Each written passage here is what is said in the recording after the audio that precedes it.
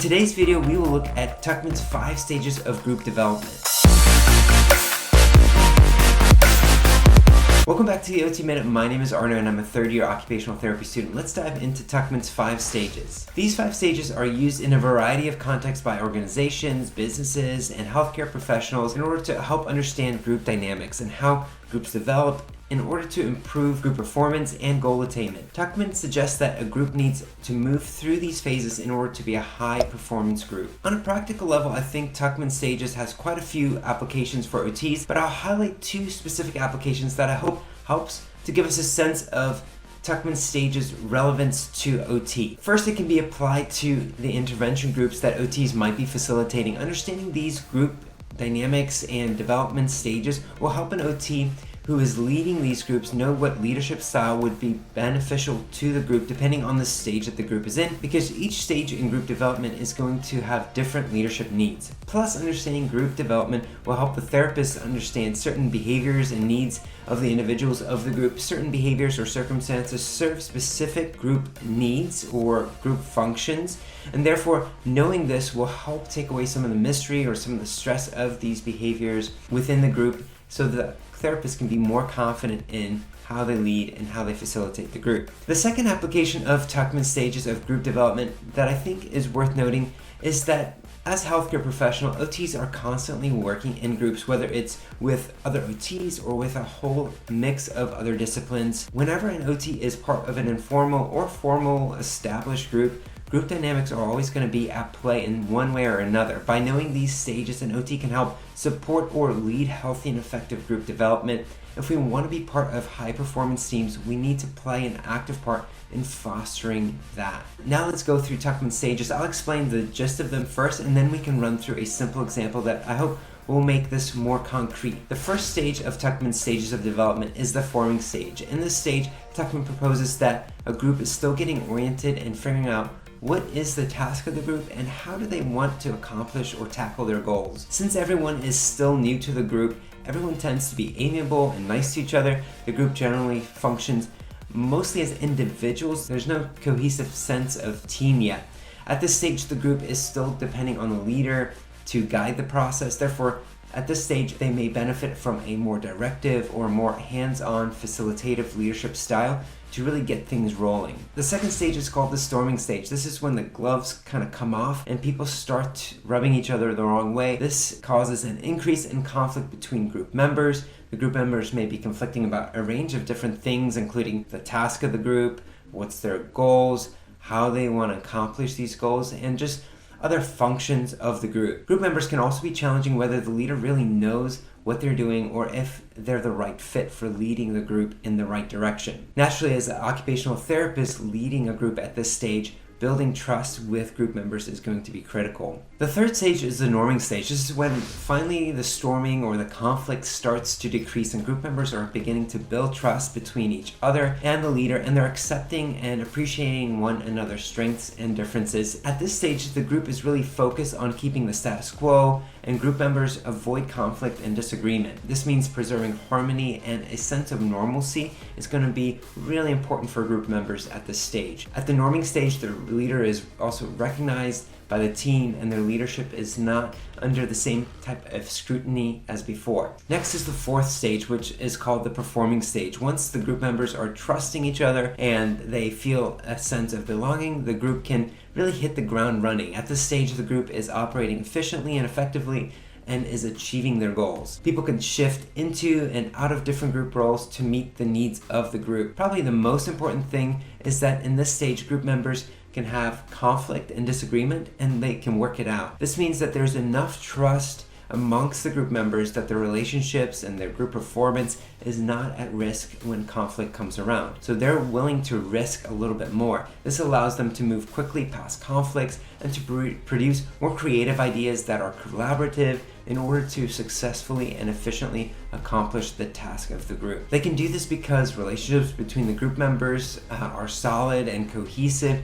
They see themselves as a team, functioning as a team, and instead of individuals who just happen to be together to accomplish a goal. This means leadership needs has also shifted, and a more collaborative and empowering approach to supporting the team is better suited because group members can now function more autonomously. The fifth stage in Tuckman's group formation theory is the stage of adjoining. This is when the project or group is finished and has accomplished what they set out to do, or some other circumstance brings the group to an end. Depending on the emotional and relational connection of the group, this can feel like a significant loss for group members, especially if this group has been going on for an extended period of time. Therefore, this can be kind of a mourning stage for group members. It is important for the leader to acknowledge the accomplishments of the groups and the unique and important contributions of team members in helping to achieve the goals of the group. This can help give a sense of closure to group members. If you like this video and find it valuable and helpful so far, please consider giving it a thumbs up. I'd also love to hear from you.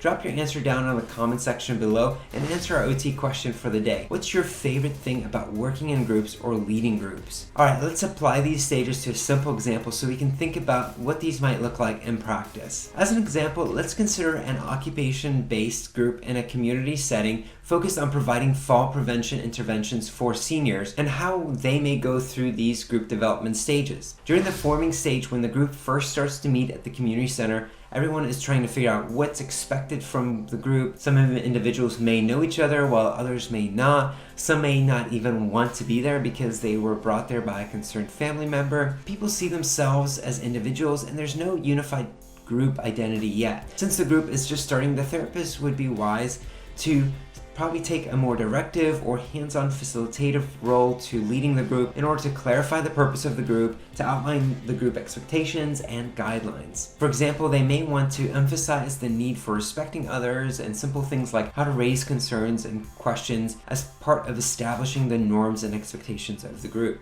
As the group starts doing the tasks or activities together, they will probably move into the storming phase. During the storming phase, some group members might be talking over others, disrespecting each other, or disagreeing, which can raise frustration and conflict within the group. Others may be completely checked out and not putting forth the same kind of effort as others because they don't like the activity or they don't really like the leader, which can also be frustrating to other group members who may feel disrespected or discouraged by this behavior. For the sake of this example, we'll say a group member or two may also be pushing back on the idea of occupation-based interventions such as Tai Chi or yoga because they think that maybe rote exercises is all that they need to be doing. Therefore, they may challenge the therapist's leadership and competency because maybe there's not really a buy-in into the activities of the group. These types of conflicts offer obviously a great challenge, but also a great opportunity for group members and the therapist. During this stage, the therapist will need to reaffirm the group's purpose, the rules, the guidelines, and those types of things in order to minimize conflict or facilitate productive conflict that leads to resolution and to building trust. The therapist may also want to reconsider some things and adjust the group guidelines or procedures that maybe just aren't working at this point. The therapist might also need to help facilitate interpersonal conflict resolution in order to help people feel engaged and feel valued and to move towards the next stage. For example, with the group members who want to do rote exercise, educating them on the research related to fall prevention and occupation-based interventions may prove to be helpful in helping them have more buy-in, or the therapist may want to change up the activities to better reflect the group members' interest. So if there's activities that maybe they would be more interested in or have a greater buy-in, then you could do those and just make sure obviously it's towards the group goal, which is fall prevention. Once conflicts are resolved, trust begins to increase between group members, and then the group is starting to move into the norming stage. The therapist may notice people being nicer to one another and just avoiding certain triggered topics that they maybe were engaging in the storming phase.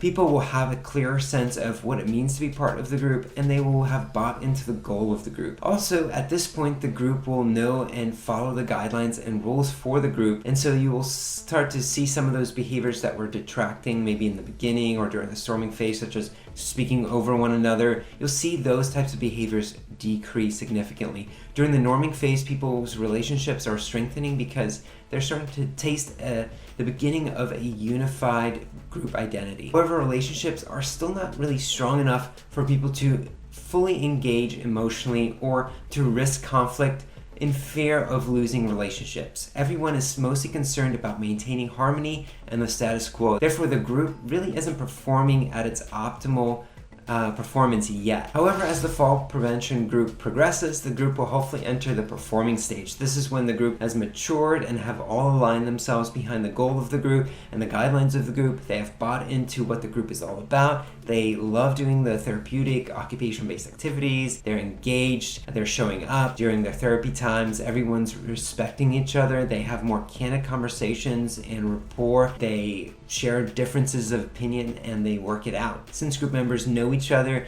they have navigated challenges and conflicts together. They have seen progress. They have the shared memories of doing activities together or overcoming challenges. They have a stronger sense of relational connection and a strong sense of unity. This means they can voice more out-of-the-box ideas, express themselves more fully, and can disagree or conflict with others without fearing the loss of relationships and the friendships that they've built. The group really starts to take shape and group members know the expectations, so the therapist can take more of an advisory role instead of a directive or facilitative role. For example, the therapist may now empower the group members to lead parts of the occupation-based groups or to give opportunities to group members to choose the activities for the day. For the sake of our example, let's say this is a 6-month grant-funded group. On the last couple of meetings, the group may enter the adjoining phase. At this point, the group members might start to feel sadness or a sense of loss coming because they know the group is ending. A therapist who is aware of this important phase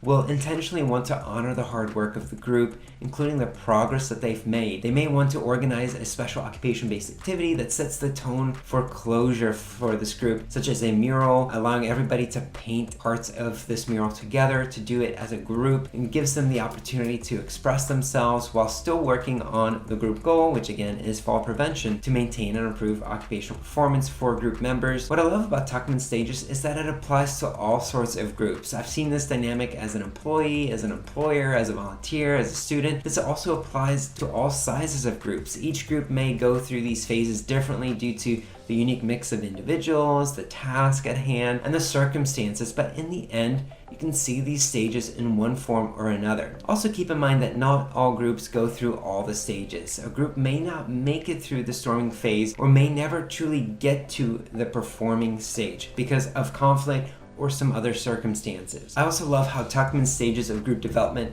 demonstrates the importance of conflict in group formation process. Most group development models really center around this idea of conflict and whether or not a team or group is able to resolve their conflict. For additional professional growth related to group dynamics and particularly team dynamics, I would highly recommend and encourage you to look into Patrick Lencioni's book, The 5 Dysfunctions of a Team. Both Tuckman and Lencioni have shaped my understanding and thinking of groups, teams, leadership, and particularly the importance in my own leadership journey to consider how can I facilitate building trust and healthy conflict, which is essential for group development as well as team leadership. I hope this content has been valuable to you. Thank you so much for joining me on the OT Minute. If you're interested in more occupational therapy related content, don't forget to subscribe and turn on the notification bell so that you can stay up to date regarding new videos coming out on this channel. Have a great occupation filled day, and I'll see you in the next video.